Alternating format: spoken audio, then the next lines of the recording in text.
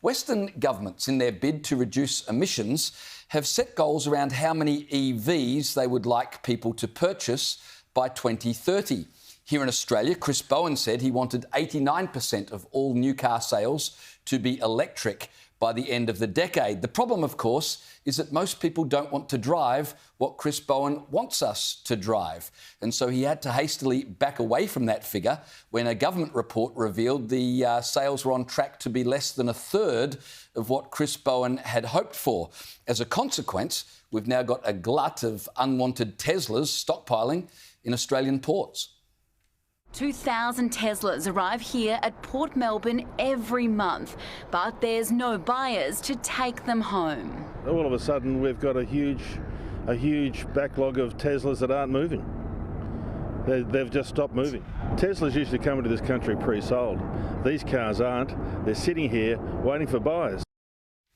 Now, America's another country that's set goals for how many electric vehicles they would like, and the Ford Motor Company were all on board with Joe Biden's plans until they realised no one was buying there either, and so they've now scrapped plans for a much-anticipated electric SUV.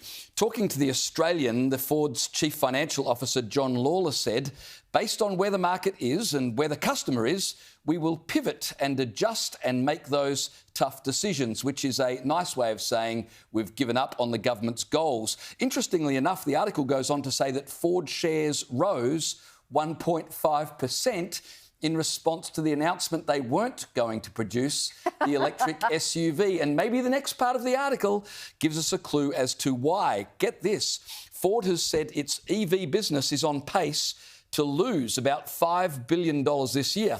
In the 3-month period ended in June, the automaker lost about $44,000 on every electric vehicle that it sold. Liz, isn't this just proof that the government are terrible when it comes to picking winners and losers? Socialism has proved to us you shouldn't let the government dictate what people have to buy.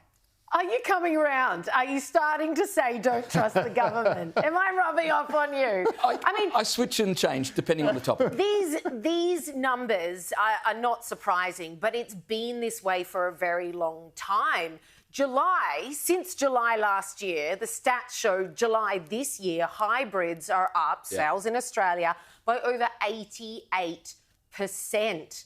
Over the same time period, they're only up 6.6% if we're talking about EVs. And yet that didn't stop Chris Bowen coming out earlier this month and saying, we're doubling our funding to the Driving the Nation scheme, up from $225 million to, no, actually they've doubled it from $250 million to $500 million.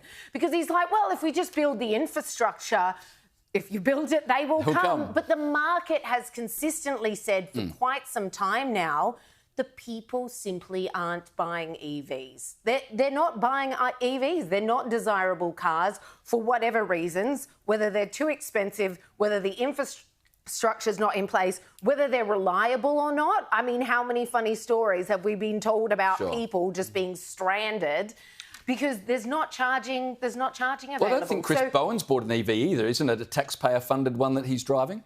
Oh, well, it's still an EV. We just had to pay for it. So he's a man of conviction, so you know. But regardless of which angle that you look at it, the government's plans simply aren't viable. And in fact, if you trace this back to when they first were looking at this policy pre-election, it wasn't viable then. It was always pie in the sky stuff. And yet the Aussie taxpayer is still trying to build what looks like, even if they did build it, would be completely useless because the market says no.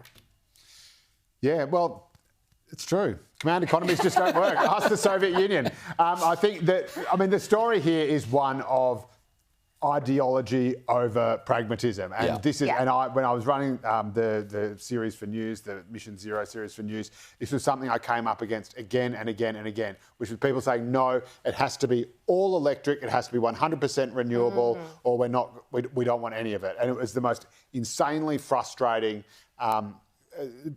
time of my life, apart from maybe the Voice campaign, but that's another story. I'm still recovering from that.